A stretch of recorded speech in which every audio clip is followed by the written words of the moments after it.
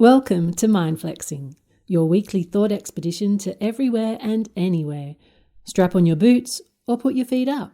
Take a deep breath and let's get flexing.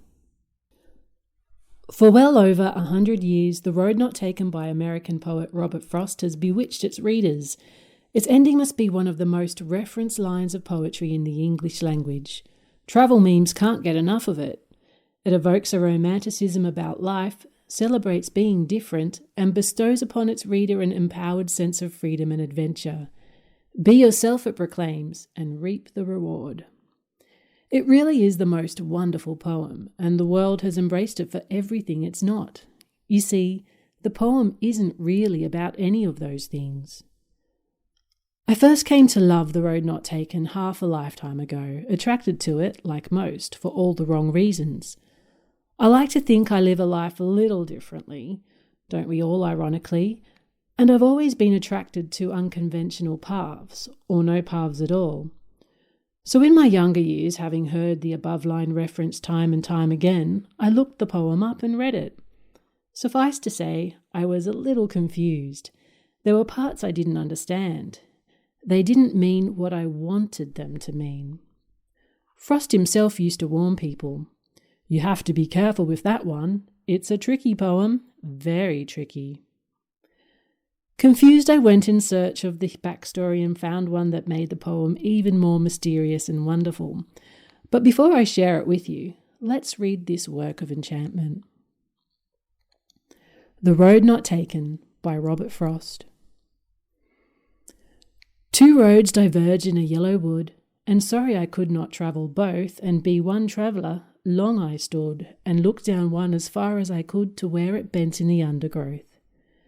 Then took the other just as fair, and having perhaps the better claim, because it was grassy and wanted wear, though as for that the passing there had worn them really about the same. And both that morning equally lay, and leaves no step had trodden black. Oh, I kept the first for another day, yet knowing how way leads on to way, I doubted if I should ever come back. I shall be telling this with a sigh, somewhere ages and ages hence. Two roads diverged in a wood, and I took the one less travelled by, and that has made all the difference. Frost's poem is one about procrastination and lament. It's about what's not there, the things we don't experience through the inevitability of choice. A clue is in the title. It's not called A Road Less Travelled. The focus is entirely on the road not taken. It's a joke, albeit one that no one got, that Frost wrote for his good friend, English poet Edward Thomas. The two would often take walks together through the English countryside, and Thomas would procrastinate over which path to take, generally lamenting that he should have taken the other. And all the while there was beauty. The funny thing is that when Frost sent the poem to Thomas, Thomas failed to see that it was poking fun at his habit. Thomas later wrote to Frost, "I doubt if you can get anybody to see the fun of the thing without showing them and advising them which kind of laugh they are to turn on."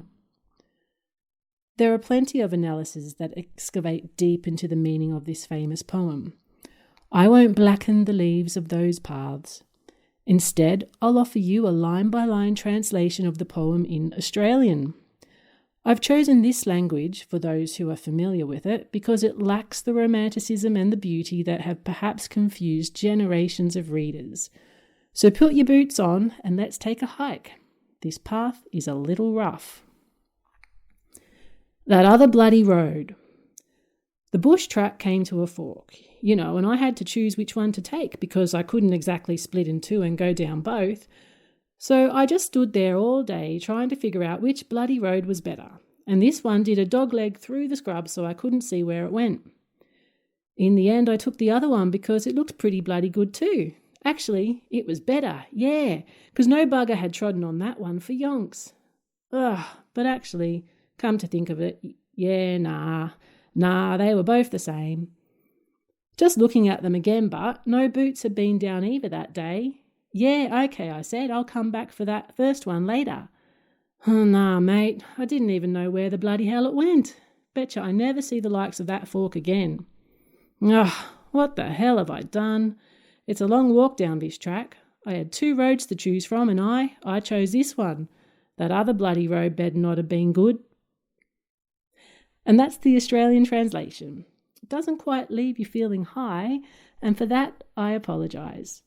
For what it's worth, it doesn't matter. The world misunderstood Frost's poem, and that's okay. Make of it what you will. It's poetry, after all, and it's perfect. Thank you for listening to Mind Flexing. My name is Alia Parker, and you could find more of my work on the Mind Flexing page on Substack.